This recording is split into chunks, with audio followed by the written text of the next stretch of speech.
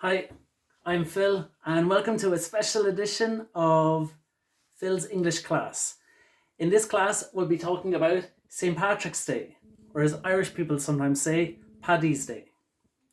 So, in this video, I'll tell you about the man himself, why shamrocks are associated with St. Patrick's Day, the day itself, and what has the United States got to do with St. Patrick's Day. But first of all, I'd like to talk about my hat. Do you like it? It's ridiculous. I do not know an Irish person who would wear this hat on St. Patrick's Day. I need to emphasize that point, okay? It's also a little bit too small. So, to begin, let's talk about the man himself. St. Patrick was born in Wales. He was kidnapped by Irish pirates, yes, Irish pirates, and brought to Ireland as a slave. He escaped and went back to Wales, where he joined the Catholic religion and became a bishop. When he became a bishop, he came back to Ireland to teach Catholicism.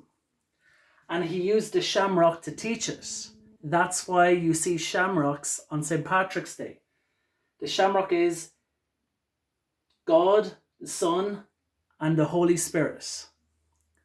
So now let's move on to the snakes, because everybody was told, when I was a child, we were told St. Patrick got rid of all the snakes. But there were never any snakes in Ireland, okay? The truth is that the snakes are a symbol of the pagans, people with no religion, or people with no Christian religion. So he didn't get rid of the people, he just changed the people to Catholicism, okay? Now, the day itself. For me, when I was a child, St. Patrick's Day was a break in Lent. And Lent is a time when you have 40 days when you can't have chocolate or sweets in the Catholic religion. It's usually chocolate or sweets in the Catholic religion. But St. Patrick's Day is a feast day, so it was an exception. So as a child, you would say, yes, St. Patrick's Day, I can have a green ice cream or have some chocolate. Alcohol, let's be honest, is largely associated with St. Patrick's Day. Why?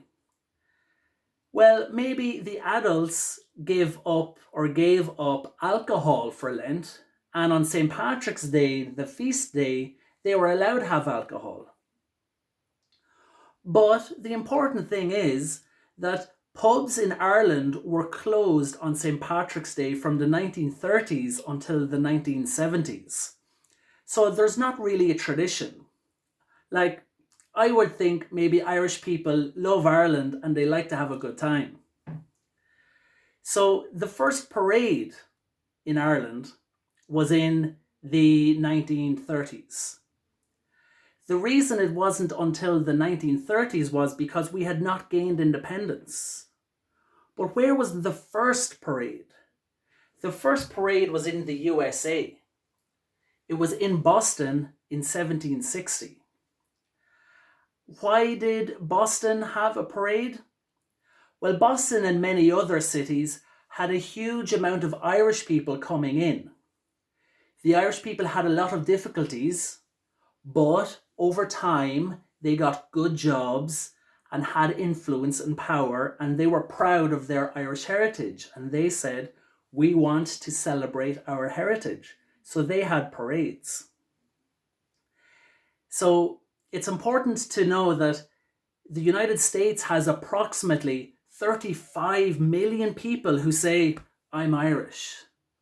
Think about that. In the Republic of Ireland, there's approximately 4 million people in the country.